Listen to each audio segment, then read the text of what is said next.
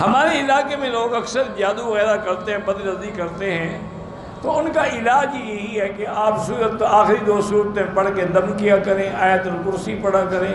لا حول پڑھ کے دم کیا کریں، اور ایسے ظالم لوگ سامنے آئیں تو کہا کہ اللہ اکبر فی عیونک،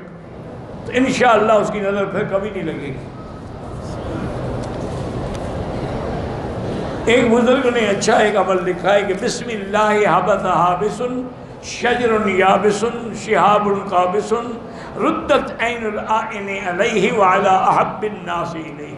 وہ کہتے ہیں یہ پڑھو تو جس نے نظر لگائی ہے نا وہ انشاءاللہ خود بیمار ہو کے گر جائے گا۔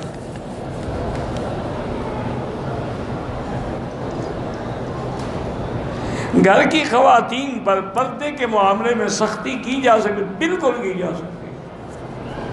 یہ تو اللہ کا حکم ہے کہ کرن فی بیوتکن ولا تبرجن تبرج الجاہلیہ۔